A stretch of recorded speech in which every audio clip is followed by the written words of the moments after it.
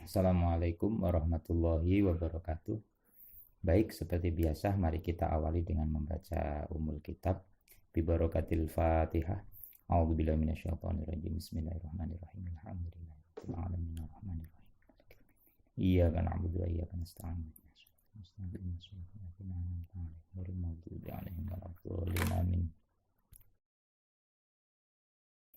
Baik, kita lanjutkan pembahasan kita kali ini adalah bab Dawil Arham. Dawil Arham itu adalah keluarga jauh di luar Dawil Furud dan Asobah.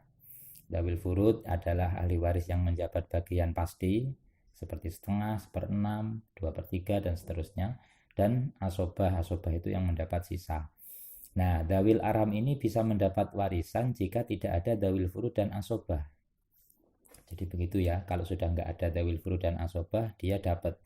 Sistem pembagiannya ada 2 madhab, ini langsung. Yang pertama memakai madhab ahli tanzil.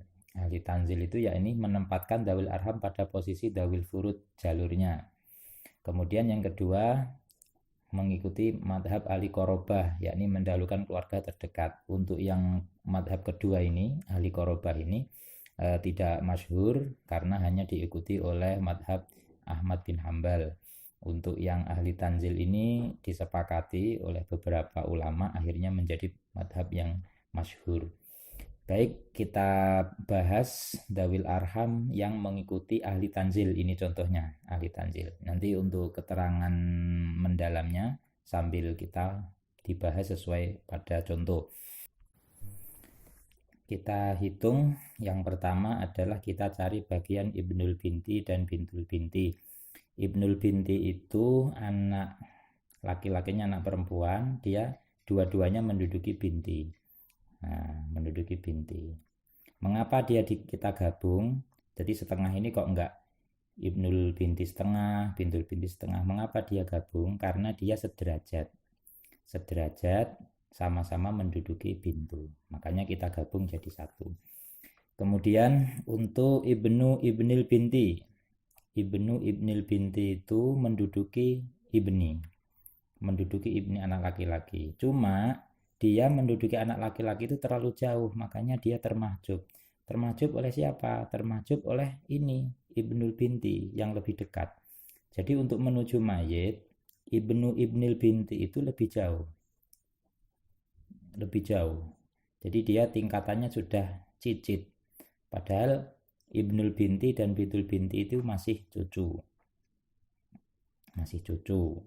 Jadi kalau ini sudah derajatnya cicit. Lah, cicit itu terlalu jauh, menuju mayit terlalu jauh. Meskipun dia menduduki ibnu, tapi terlalu jauh, makanya dia termahjub oleh ini yang lebih dekat. Sebenarnya ini selevel sama-sama anak. Jadi anak, cucu, cicit, dan terus ke bawah itu masih satu tingkatan anak. Nah, satu tingkatan anak ini anak yang jauh, yakni cicit, itu terhalang oleh cucu. Nah, nanti kalau umpama ada anak, ya berarti ini terhalang oleh anak, cucu ini. Tapi kan nggak ada di sini. Baik, paham ya ini bagian mahjub. Kemudian kita lanjut bagian Ibnu Akhil Umi dan Bintu Akhil Umi, ini 1/6. Ibnu Akhil Umi, anak laki-lakinya saudara seibu. Kalau yang bawah anak perempuannya saudara seibu. Baik, mereka berdua sederajat juga karena sama-sama anaknya Ahun Li'um, maka dia menduduki Ahun Li'um. Jadi intinya untuk Dawil Arham ini konsepnya berapa bagiannya menurut ahli tanzil itu adalah menempatkan Dawil Arham pada posisi Dawil Furud jalurnya. Ya ini. Jadi Ibnu Akhil jalurnya kan lewat Akhil maka dia menduduki Akhil Bintu Akhil juga begitu, menduduki Akhil Nah, Akhuli itu mendapat setengah karena 1/6 kok setengah.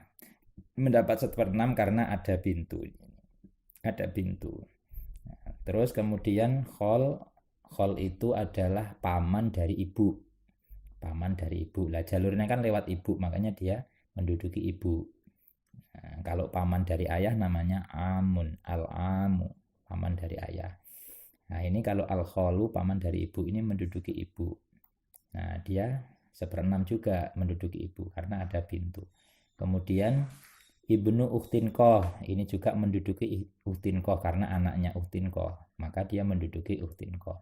Ibnu uktinkoh ini mendapat asobah, asobah ma'al ghair. Mengapa asobah? Asobah karena ada bintu yang diduduki oleh ibnu binti ini.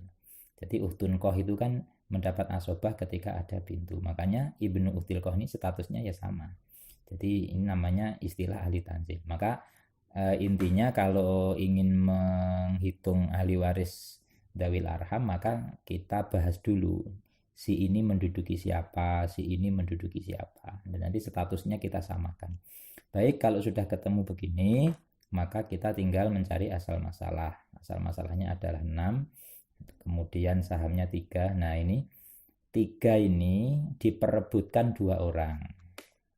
Nah, karena dia sederajat sama-sama anak, maka si laki-laki mendapat 2 kali lipat.